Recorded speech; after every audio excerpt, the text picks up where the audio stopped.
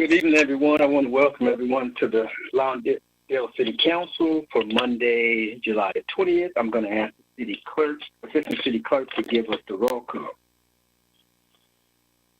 Mayor Pro Tem Suarez. Here. Councilmember Osmo. Here. Councilmember Reed. Here. Councilmember Kearney. Here. Mayor Paul Miles. Here. All members present. Okay, thank you for that. Next, we're going to have Mayor Pro Tem Suarez to lead us in the Pledge of Allegiance. Madam Pro Tem. I pledge allegiance to the flag of the United States of America and to the republic for which it stands, one nation, under God, indivisible, with liberty and justice for all. Thank you, Madam Mayor Pro Tem. Let's have our public safety report. Let's hear from Captain Allen. This is Lieutenant Chris Leo. I'm standing in for Captain Allen. Lieutenant Chris Leo, how are you? Good. Yourself? Pretty well, thank you. Good evening, Mr. Mayor, members of the City Council. I am presenting the public safety report for July 6th through July 19th. On May 5th, deputies responded to 14922 Hawthorne Boulevard regarding a call for service where a male victim had been stabbed in the arm. Deputies were unable to locate the male suspect at that. Both were homeless males. On July 13th, deputies located the male suspect and arrested him for an assault with a deadly weapon. Also on July 13th, deputies responded to 147th Street and Hawthorne Boulevard regarding a call where two homeless males had been arguing over an iPad, which the suspect threw down and broke, and that suspect then swung a bat at the victim, missing him.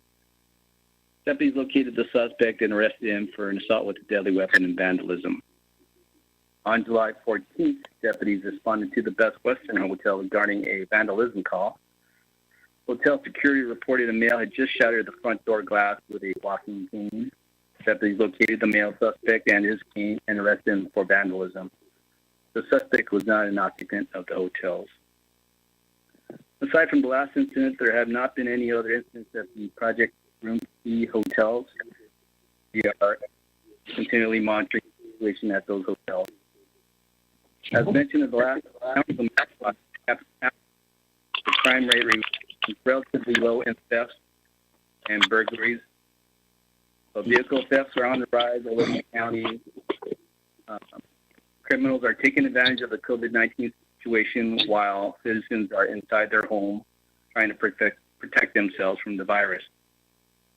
Citizens can be vigilant by ensuring their cars are fully locked with the windows rolled entirely up, setting the alarm if so equipped, prior to leaving it parked for an extended period. This concludes my report. I'm happy to entertain any questions you may have. Okay, thank you, Captain Leo. Are there any questions of the lieutenant's report? Hey, Robert, it's Jim. Hey, Lieutenant. Yes, sir. I believe I heard you say that the homeless individuals in the crime report you just stated were not residents of the hotel. However, they were in proximity to the hotel. Was there any other connection why they were in proximity to the actual hotels? From the report I gathered, no, I couldn't just except for the proximity that they were. It was just a coincidence. They weren't like friends of any of these people staying there that we know of? It's a possibility. Okay. Just curious. All right, thank you. Okay, are there any further questions of the lieutenant's report? And then I'm going to thank the lieutenant for his public safety report. Thank you, sir. Thank you. Next item on our agenda is oral communications. Let's have oral communications by the Assistant City Clerk if we have any. Yes, Mr. Mayor, we have two public comments, and I'll go ahead and read them verbatim. The first one is from Abram, Lawndale resident. In the June June 1st, 2020 City Council meeting, I stated canceling fireworks this year would require courage by the mayor and City Council to challenge the fireworks manufacturers that contribute the most to the council body. The lives of every Lawndale resident should be foremost over the nonprofit groups. Under the city's emergency order, the mayor and City Council would have had the ability to stop the sales this year. At that time, those who applied for a stand had only been granted conditional approval. The city took no action, although final plans were not even in place, and some council members were not even sure fireworks were repeating in Lawndale. So what were the repercussions for allowing fireworks sales during the COVID-19 crisis? It was disastrous. On July 4th, the entire arsenal of carcinogenic illegal fireworks were unleashed consistently for over 4 hours. If you were able to get through the sheriff's department, you were hung up on with barely enough time to provide a location. At the last council meeting, it sounded like the captain said they had 42 calls for illegal fireworks. Maybe he meant 42 an hour. The measly 13 citations issued were one of the lowest numbers in recent years and indicate inadequate staffing this year. Although we survived July 4th, Lawndale continues to see the aftermath of that day with COVID-19 spreading throughout the city. Driving through the city last night, I saw partying groups without masks with their fireworks. Across the street from me was a party with no masks shooting off safe and sane fireworks. In the entire month of June, there were 74 new cases of COVID-19 in Lawndale. Although that was bad enough, that is nothing compared to what happened in July. The number of cases in Lawndale went from 200 on June 30th to 377 as of July 18th, with 177 new cases that were only partially through the month. This is more than double from June. July 15th saw the biggest spike going from 327 to 356, 29 new cases in one day. Lawndale now has one of the highest case rates in the South Bay. Instead of 4 last months, the number of deaths is now 8. According to county website, the only location in Lawndale with the outbreak is a nursing home with 9 cases, but these are not new cases for July. Although the council will spin it otherwise, the rapid rise in these numbers after July 4th must be at least partially attributed to the council's inaction for the allowance of safe and sane fireworks. Memorial Day weekend did not see such a rise. According to the City of Lawndale's website, one of the goals of our elected officials is to provide cost-effective quality safety services and facilities that result in a safe environment from citizens to pursue professional and personal activities. The event in July questioned whether that was even consideration when allowing the sale of fireworks this year. Second public comment is from Pam London, Lawndale resident. There are still questions that have gone unanswered. Has anyone asked the powers that be whether or not Lawndale no-tels will become permanent housing? Where are all the new faces coming from? Are there any of these people known to have been asked to leave the no-tels for one reason or another and now put out on the streets? What is the exit strategy for the no-tels when the threat of COVID diminishes? What are the contracts endings for Project Room cases? Have they been extended to when? How many more COVID cases from the no-tels? What is the real purpose of a Lawndale employee going to the no-tel in person? Weren't others in charge of the residents? Were our employees and their families of no concern? What about our sheriffs? We are continually told that there has not been any criminal reports. On July 4th, how many extra sheriff's cars were on duty in Lawndale? How many black and whites? Unmarked. How could there have been only 10 citations? Where we were told there were only 42 calls. How did they count? What about all of the hang-ups? Considering my home was responsible for at least 5 calls, I believe the count is more like 42 per every 5 minutes. Will Lawndale follow other cities and begin citations for people who choose not to wear a mask? With many businesses ordered to close again, will we delay street sweeping ticketing further? And finally, do you realize that allowing fireworks this year probably contributed to a growing number of COVID cases in Lawndale? Any regrets from the council members? Was the sale of fireworks so important that the risk of COVID needed to be ignored? And that ends public comment. Okay, thank you for reading the public comments. Are there any responses? Let's start with Councilman Osborne, if you have anything you want to reply to. No. Okay, thank you. Councilman Reed. Good evening. So appreciate those being submitted. Do have a quick comment. There was not a shortage of our patrols. As mentioned previously, these guys are firing off in the backyards. They're smart to what's happening. They know what it takes to get their citation. So it continues to be a challenge for the deputies.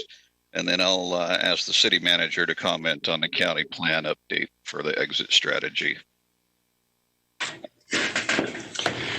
Yes, good evening, Mr. Mayor, members of the council. Regarding the exit strategy, there have been meetings set up through the Contract Cities Association with the county to discuss just that. So far, the county has essentially told us what they have been saying for a while now, that the exit strategy is to find permanent housing or temporary housing or family housing for all of the occupants of the hotels. They have transitioned from, what they tell us is that they've transitioned from trying to secure additional project room key hotels to working with case managers for each of the occupants at the hotels in Lawndale and around the county to help them find housing. So they are looking at existing shelters now. They're looking at some other options, including potential private housing options from apartment managers, or even other private properties that are willing to take on these homeless folks, and they'll be paid by the county. So there are a number of options that are being looked at, but end of the day, that's where they are for right now. Just looking to find housing outside of the project room key hotels. Thank you, sir. Sure. Okay, thank you. Councilmember Kearney. Thank you, Mayor. I just have two comments to our speakers. Speaker number one, there were 13 citations this year and 125 pounds of illegal fireworks taken. 13 is up from last year. I wish that he or she should read their notes from last year.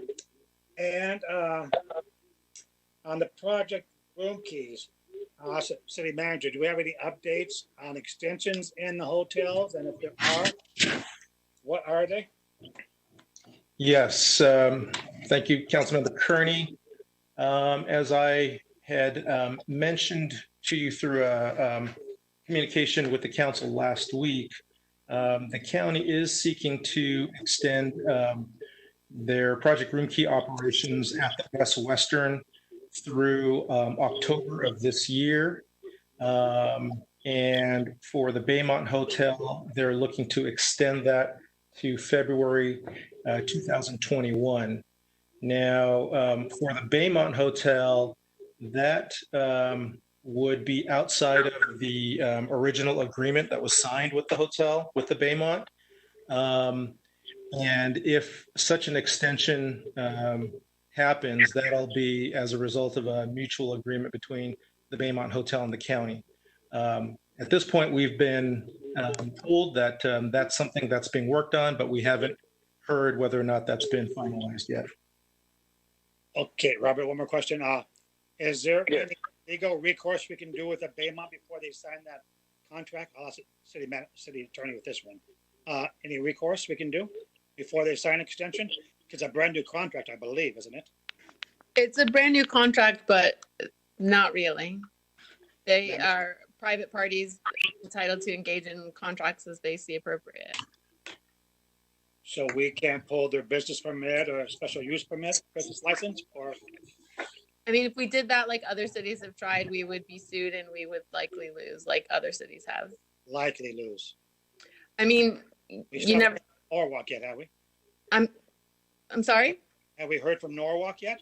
No, that's not a business license issue. They did a moratorium and their hearing is tomorrow. Okay. Yeah. Okay. Thank you. You're welcome. I'm done, Robert. So after we hear or review the Norwalk decision, we'll more than likely convene a closed session to see what way would that give us to move in either direction?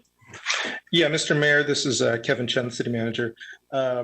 Yes, and that's the reason why there wasn't a closed session on your agenda for tonight. We were anticipating some type of decision being made at tomorrow's hearing with Norwalk, and so we'll convene another closed session for your next meeting, your first meeting in August. Okay, very good. Mayor, one more question. Okay, if we do that till Yes, August 3rd, is there a chance Baymont and the county will sign their contract by then, before then? Or do we have to call a special city council closed session? If there's a need for a special council meeting, we'll let you guys know right away. Okay.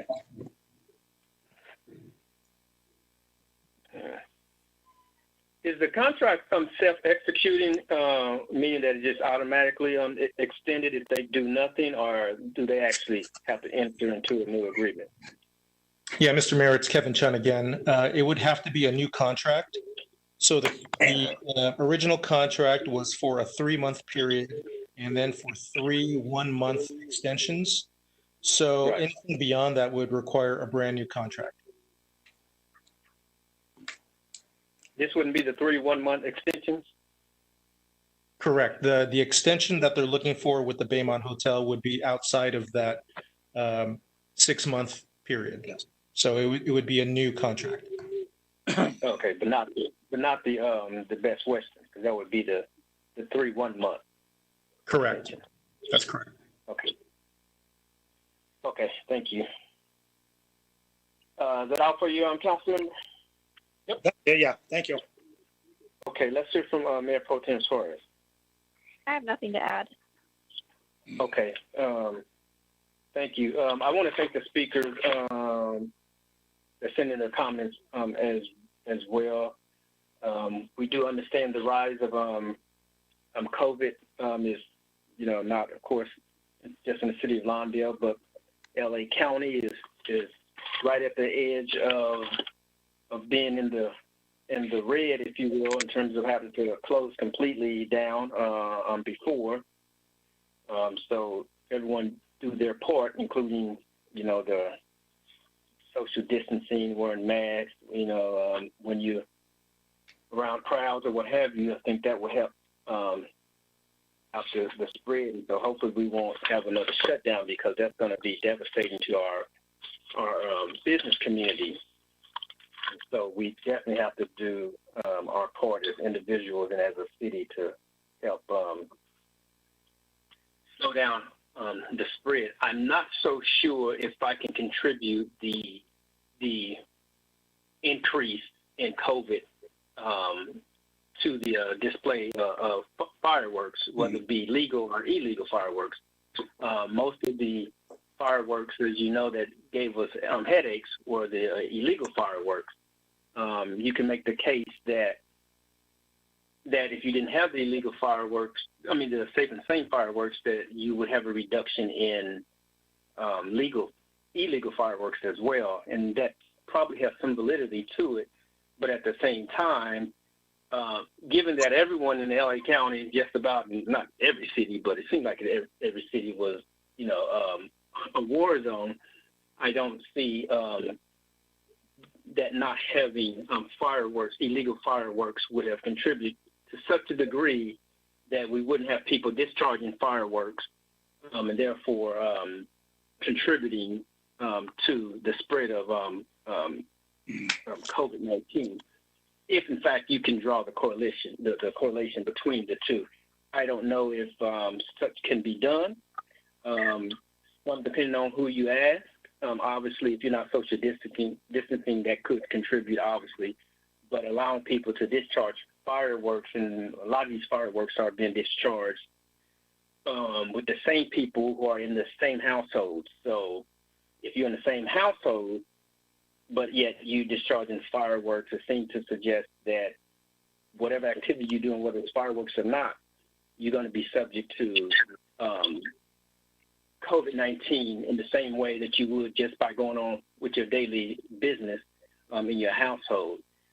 Now, if you had a public display, which a lot of the public displays were canceled, certainly here in Lawndale, we didn't have public displays, and that's one thing. So I'm not really sure how much weight to give the discharge of fireworks with COVID-19. Surely a lot of people were out and about at other social events, parties, and things of that nature, and may have contributed to the spread. But at any rate, I want to thank the speakers for their comments. Moving on, that will close our public comments and comments from the council. We are now at item S, which is the consent calendar. There's 6 items on the consent calendar. What is the pleasure of this body concerning such? Mayor, this council. Oh, go ahead. Go ahead, Mayor Pro Tem. Oh, Yes, thank ma'am. you. I just had a question on one of the items, number 3, regarding the local roadway safety plan. I was wondering when the time frame starts for that, seeing as we're going to do monitoring traffic flow, and currently I don't think it's indicative of what we normally see, especially with the schools being out. So that was my question to staff. Good evening, Mayor and City Council members. And this is Kahono, the interim director. To answer the question, the LRSP is actually the project only doing the inventory of all of the signs within the whole city. The sign means like a stop sign, no parking signs, any regulatory signs, as well as signs that mounted on the traffic signals. They have to do the inventory as overall the whole city, so that at least it can be identified which signs that are really outdated and does not meet the MUTCD and need to be replaced. And with that inventory, eventually we should be able to apply any grant in the future to do the replacement of those signs. So it has nothing to do with the traffic, only the inventory only. And at the same time, the scope of the grant also doing the daily traffic count on certain intersections. Mostly it's the majority of the intersections within the city. And that's the scope of this work that we are contemplating under this LRSP grant. Okay, thank you. Okay, thank you. Okay, with that indicates what is the pleasure of the body concerning the consent calendar? Mayor, this is Councilman Kearney. I move to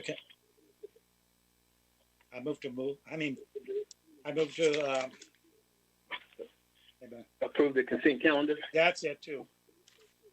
Yeah. Okay, so it's been, motion been made by Kearney that we approve the consent calendar.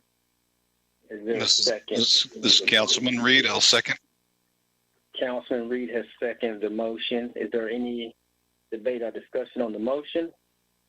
Seeing none, would the council please vote on the consent calendar? Let's have the roll call of the vote. For the consent calendar, Mayor Pro Tem Suarez, Yes. Councilmember Osborne, Yes. Councilmember Reed, Yes. Councilmember Kearney, Yes. Mayor Paul Miles. Yes. Motion passes 5-0. Thank you, sir. Let's move to item 7 under administration concerning the cancellation of the Blues Festival. Let's have the staff report, please. Good evening, Mayor and City Council members. The Lawndale Blues and Jazz Music Festival made its debut in Lawndale in September 2003 at the Lawndale Civic Center Plaza. In 2015, the third annual event was moved to Jane Addams Park to take advantage of a setting that is more conducive to a music festival.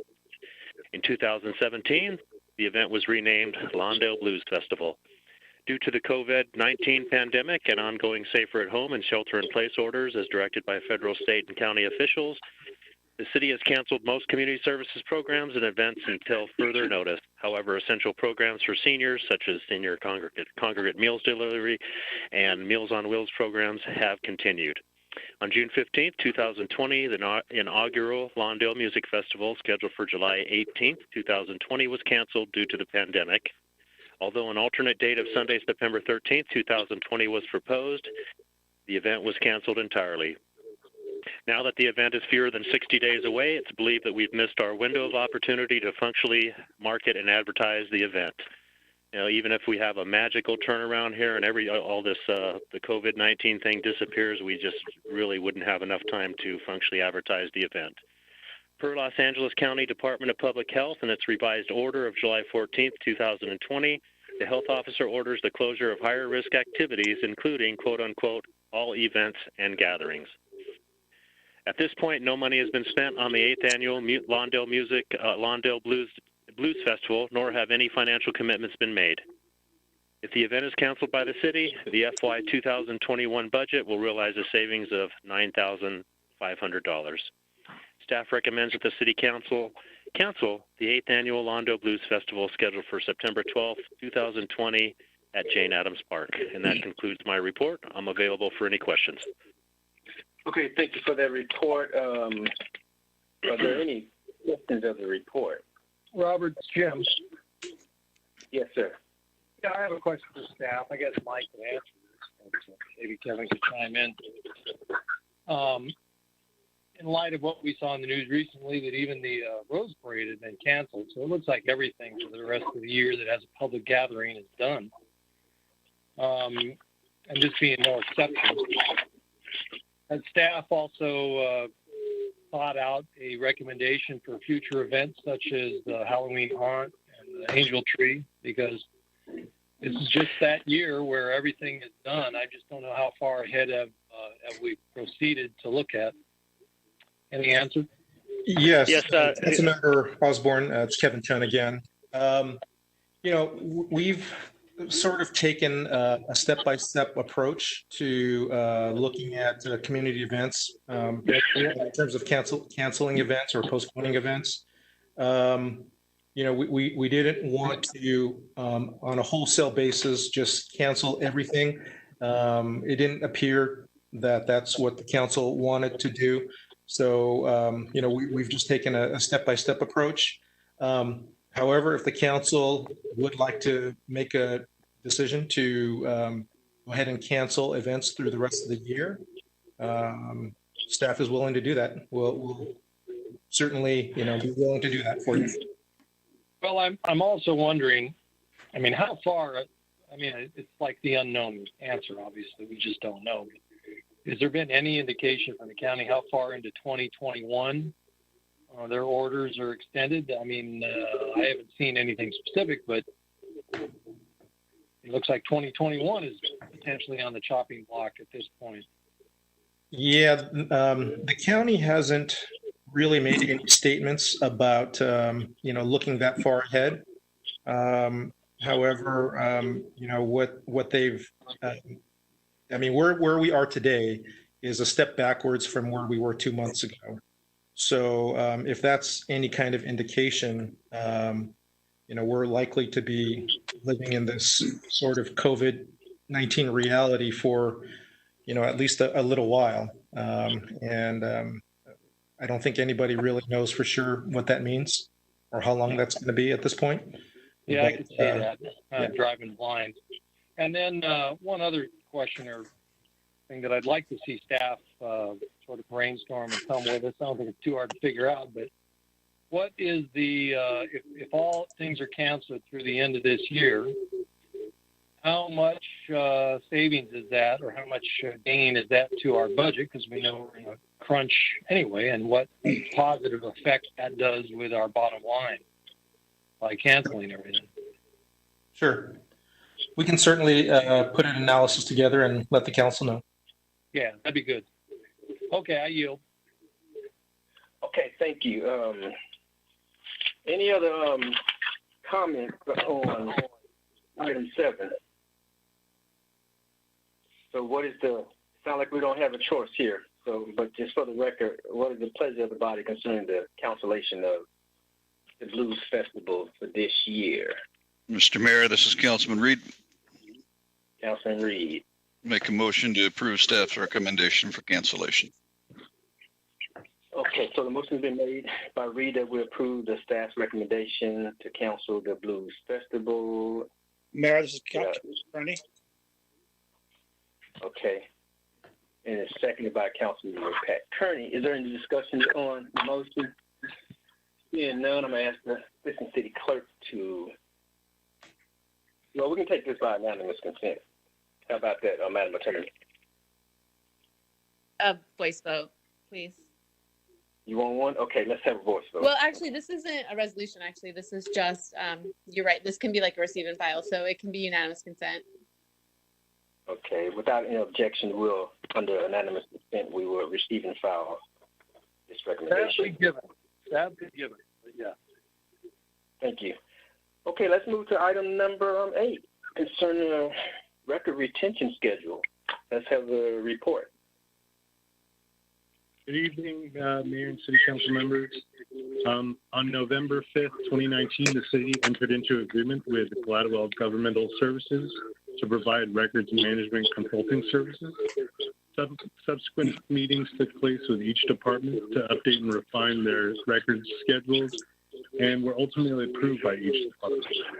The main objective was to overhaul our existing citywide records retention schedule by analyzing our current schedules for legal sufficiency and best practices, identify vital records, and customize each schedule to reflect our organizational structure. The goals were to provide a clear and comprehensive record management program for staff, to eliminate unnecessary duplication and redundancy, ensure safekeeping of historical and vital records, better utilize space in city facilities, and avoid storage costs that can be quite expensive, and also reduce potential risk to the city. Staff at this time is recommending City Council approve the updated citywide records retention schedules, as well as a new streamlined routine records destruction policy. The City Attorney's Office has reviewed and approved the updated records retention schedules and policy.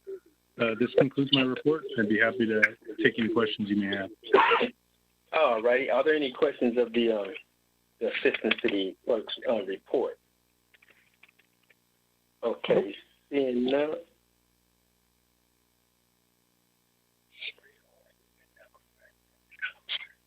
Okay, I don't know why that is the case. I don't know why there's an echo if you guys are hearing one. I don't have any other thing open, like another, like the internet or anything open. Okay, we'll be finished with it in just a second anyway. So what is the pleasure of this? Thanks for bringing that to my attention.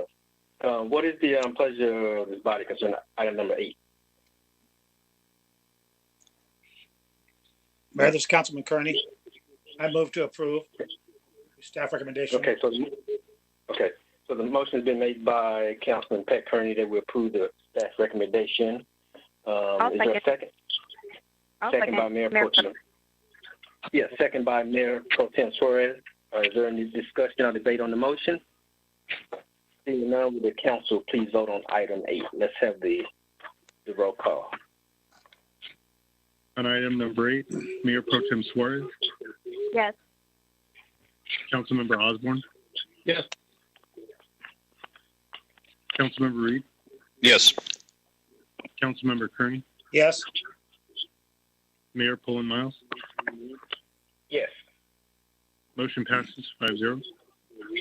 All right, thank you, Les. Okay, item number 9, concerning the purchase of a sales agreement. Let's have the staff report. Thank you, Mr. Mayor and City Council members. The report before you tonight is for the purchase and sales agreement for the piece of right-of-way adjacent to 16525 Prairie Avenue. And the exhibit is shown on attachment number 2, your report. And on November 20th, 2018, the City Code Enforcement initiated court case on the property for an unpermitted building renovations with no plans nor permit. At the same time, the city found out that the wrought iron fence that was constructed on the property is constructed within the city right-of-way. In order to resolve the problem with the installation of the wrought iron, the city staff recommended the piece of land inside the fence to be sold to the property owner and merged as his own property. and the size of the land is approximately 1,100 square feet. And the appraisal was ordered, and the final report was received by the city on February 24th, 2020. And the appraisal of the land is $60,000, and staff and the property owner negotiated the purchase of the land for $50,000. As part of the transfer of the land, staff needs to process and review all the legal descriptions, processing on the lot merger, as well as processing the purchase sales agreement. And the total fee for staffing is $10,000. And the property owner will pay to the city in the total amount of $60,000. And staff recommend that the city council approve the purchase agreement. And with that, I conclude my staff report and will be happy to answer any questions you may have. Thank you. Thank you for that report. Are there any questions of the report? I have a question, Mayor. Okay. Yes, sir. They're going to do all the unpermitted work, correct? Inside and out, besides the fencing? I can answer that, Kahono. I can answer that for you. Yes. Mr. Mayor and Council, this is Sean, Director of Community Development. We're working with the applicant. We've been working with them for about a year to finalize and get all the outstanding work completed, including the final touches on the paint job on the outside. Councilman Osborne had mentioned the garish colors about a year ago. So we've been working with the applicant on the fencing as well as the reinstallation of the parkway landscaping, as well as the asphalting and the striping. And then there were some things done on the interior as well that we're going to be, they need to get permitted on the inside. So before this sales is final, this work will be done, correct? Well, if the sales goes through, we still have the restrictive use covenant that's on the part of the staff report that we've mentioned. Okay. So that's going to still tie them in. So even if the sale went through, I don't think that would hinder us from, because we still have the open code enforcement action on it, and we're still working with the applicant to finalize those couple things. It's just a matter of Councilman Kearney of getting a permit for the windows. I think there was an extra room. We're asking them to open up the wall. There were some other little minor things they've agreed to. Okay, thank you. Yeah. Well, let me ask this question. I know it says in your report that you don't contemplate expanding access to the roads. So are we saying that there is no opportunity for the city to actually use this parcel? And that's not at this point. It's just a parking lot. Yeah. Mr. Mayor, this is Sean again. Staff searched all the records and the resolutions. We went through for a couple of weeks. We could not find any minutes that detailed or provided any background information on why the city had taken that area of that piece of land. We're not sure because this roadway was built to ultimate width years ago, meaning the final alignment of that road. So we're not sure why that had happened. We could not find any information and nothing in the minutes, unfortunately.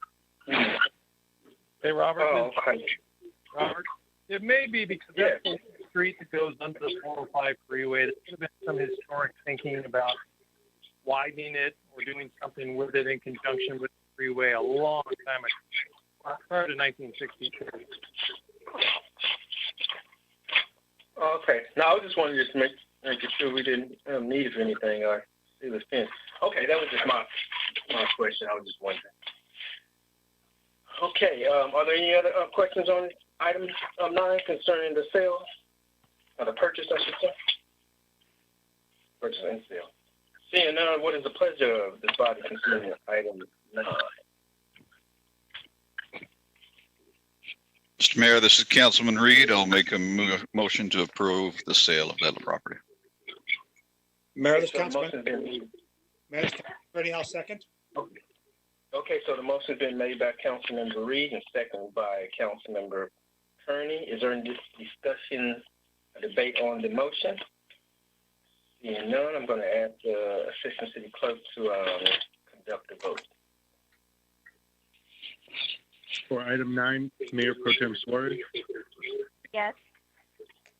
Councilmember Osborne. Yes. Councilmember Reed, Yes. Councilmember Kearney, Yes. Mayor Pullen Miles. Yes. Motion passes 5-0. Thank you, sir. Next item on our agenda, let's hear from the city manager's report. Yes, thank you, Mr. Mayor, members of the council. I don't have any reports for you tonight. However, just wanted to make one point of clarification regarding Project Room Key. The Best Western, we've been informed by the county that the Best Western Hotel, they are seeking an extension for those operations for 1 month through October 2020. So they began operations in April, and the 6-month agreement would be through September, but they're looking for, apparently they're just looking for a 1 month extension. So I just wanted to clarify that point. Okay, thank you for that clarification. Okay, next item. Let's hear from council members. Any events or meals, anything you want to share? Let's start with Councilmember Osborne. No events. I just have comments at the end regarding the passing of the register. Okay, very good. Thank you, sir. Councilmember Reed.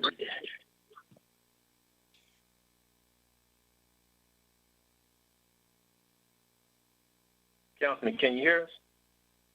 Dan? Yeah, it's a doggone mute button. Sorry about that. So, no particular events. Did meet with our CMT team to talk about transitions as things have been going through and get everybody on the same page in regards to activity. And I think we're fine from there. We'll keep moving on to the subject. All right. Thank you. Councilmember Kearney. I just have 2 things. I also attended the CMT team meeting. It was very interesting. And I want to know from, I think Marta's online, our TOT taxes due on the 30th. How the hotels, are they responding to you about online, on time? Or they want extensions or what? The calls that I got are from the 2 hotels that converted to the Project Room Key because we sent letters out requesting the TOT on those.